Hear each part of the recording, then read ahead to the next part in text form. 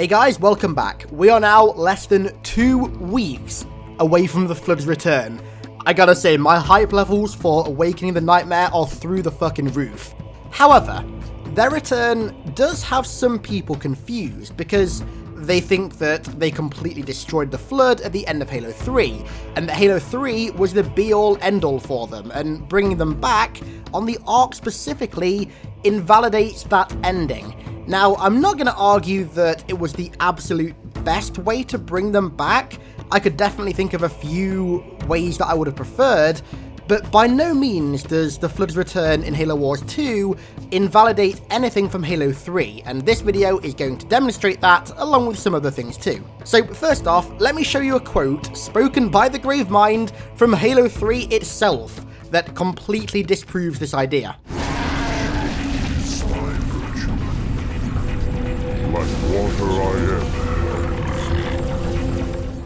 So what the Gravemind is saying here is that basically the Flood, ironically, is like the tide.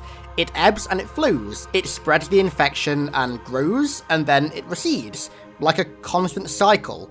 The bottom line is that the Gravemind literally says right here at the end of Halo 3 that firing the unstable ring is not the end of the Flood, and that they will return in the future. It's right there in the game. And that leads us to our next point. I've seen people confused that of all places for the Flood to return, they return on the Ark, which was supposedly sterilized by Installation 08, which is now the formal name for Installation 04C.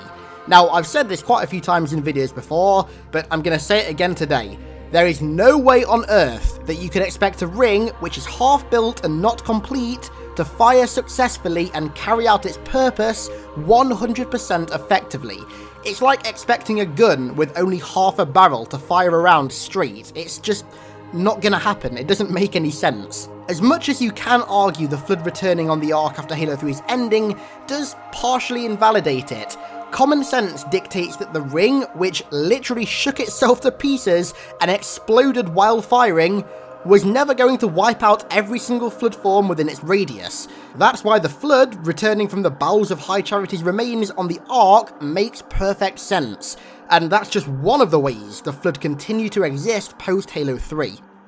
Another way the Flood continue to exist after Halo 3 is tied to Flood containment facilities. Now, these facilities were built by the Foreigners within Halo Rings, Shield Worlds, and other installations where the Flood was stored to be studied. Flood specimens were stored here during the Forerunner-Flood War, when the Flood was at its strongest, so the Foreigners could at least attempt to dissect and investigate their DNA and genetic makeup in hopes of finding an effective countermeasure that didn't require wiping the entire galaxy, or maybe, if they struck it lucky, a cure.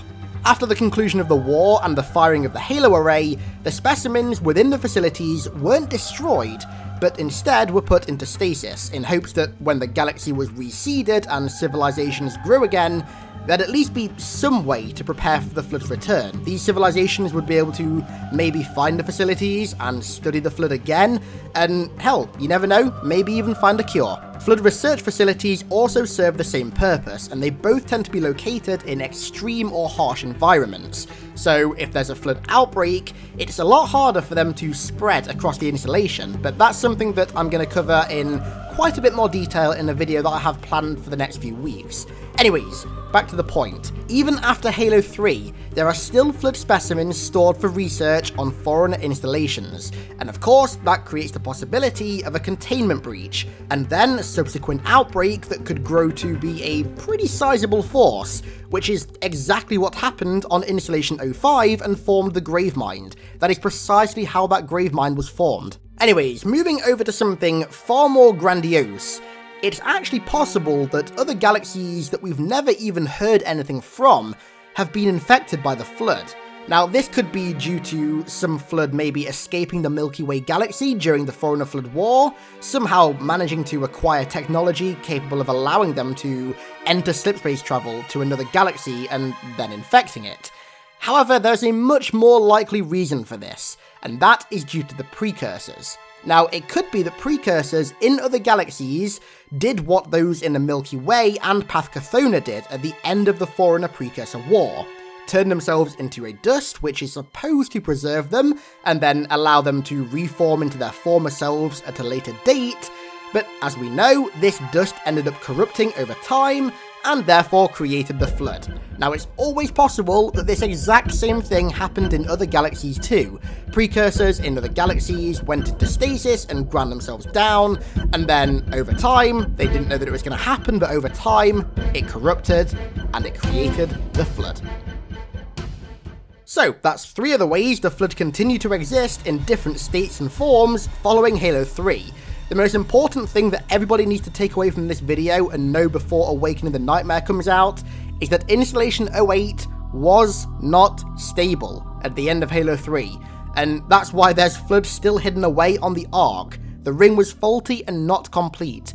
Maybe it invalidates Halo 3's ending, but at least to me, it makes absolute 100% sense that there would still be Flood alive. Speaking of Awakening the Nightmare, I'm going to be streaming it the second it comes out on September 26th. I bet you couldn't predict that one. So be there or be square. Thanks a lot for watching, guys, and I'll catch you in the next one.